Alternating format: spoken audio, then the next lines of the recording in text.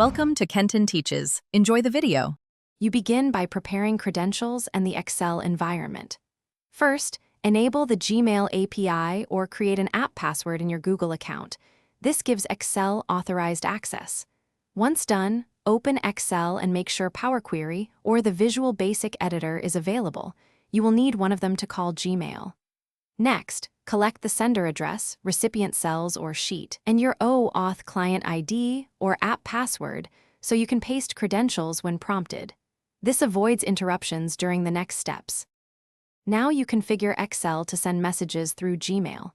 If using Power Query or Office scripts, prepare REST post calls to the Gmail API. If using VBA, set up SMTP with OAuth or an app password.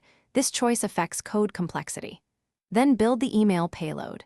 Create MIME headers, encode the message body in base 64, and include attachments by reading files from paths listed in cells.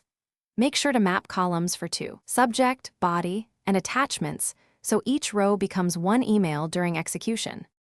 Finish by running a controlled test and verifying delivery.